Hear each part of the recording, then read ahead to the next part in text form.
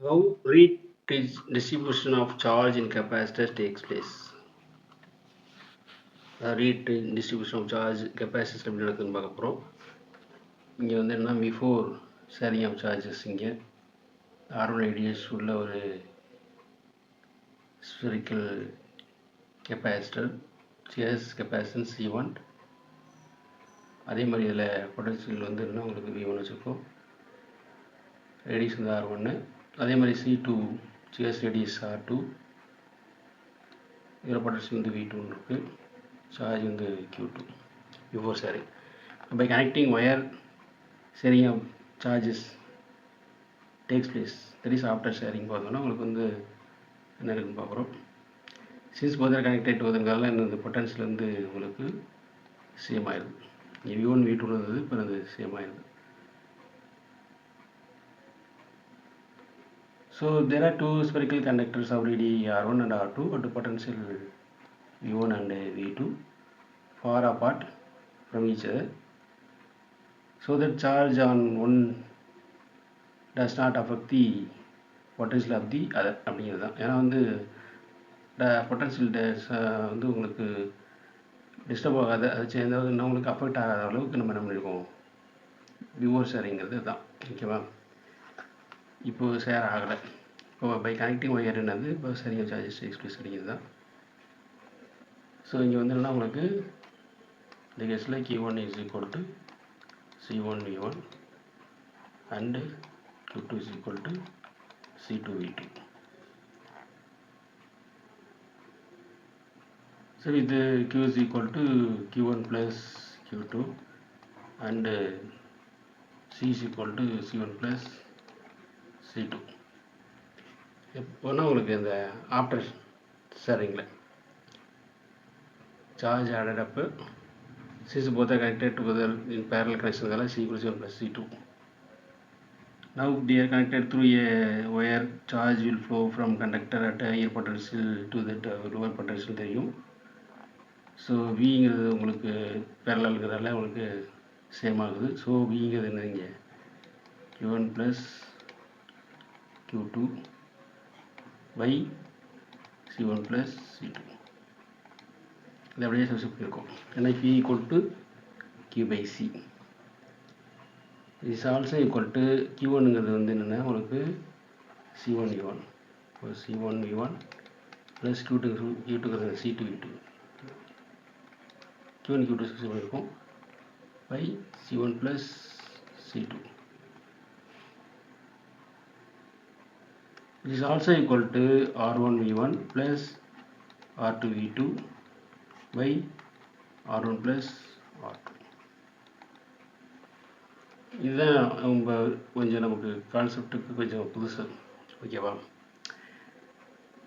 அது கெப்பாசிட்டி செய்யக்கூடிய வழியாக ரெசிஸ்டன்ஸ் செய்யுது அப்படிங்கிறது இங்கே வந்து உருவாகுது.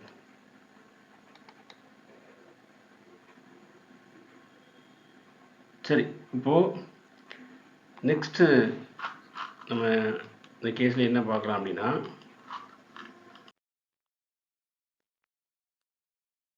Q1 dash, if Q1 dash and Q2 dash are the charges on the two conductors after sharing வச்சுக்கோங்களேன். அப்போ வந்து என்னது Q1 dash equal to C1 V. ஏன்னா வந்து ஆஃப்டர் ஷேரிங் வந்து V வந்து சேம் ஆயிடுது.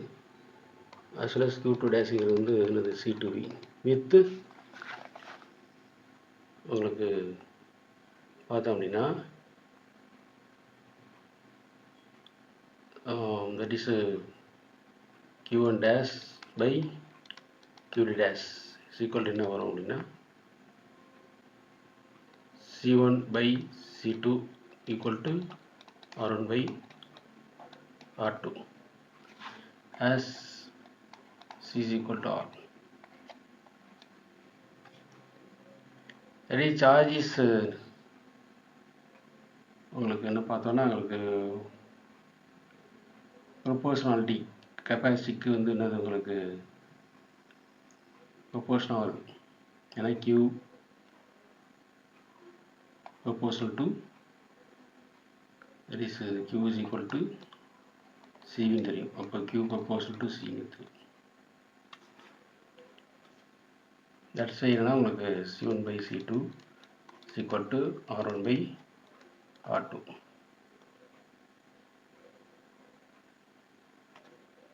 Hence Q1 dash by Q2 dash equal to C1 by C2 equal to R1 by R2 நம்ம இங்கே கொடுத்துருக்கோம். ஓகேவா? From conservation of charge Q1 plus Q2 is equal to Q1 dash plus Q2 dash. Hence உங்களுக்கு வந்து என்னது Q dash எப்படி எழுதலாம்னா உங்களுக்கு C2 by C1 plus C2 into Q1 plus Q2 as well as Q1 dash எழுதலாம்னா C1 by C2 plus C2 into Q1 plus Q2. இங்கே it is also equal to R2 by R1 plus R2 Q1 plus Q2. Here also R1 by R1 plus R2 into Q1 plus Q2.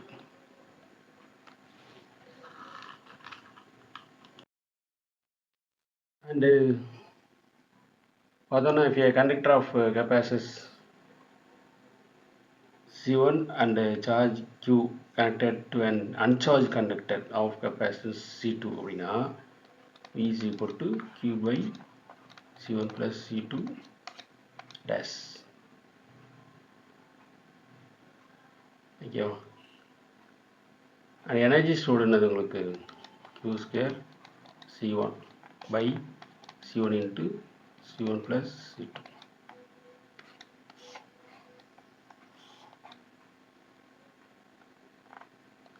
இது energy loss பண்ண வச்சுக்கலாம்.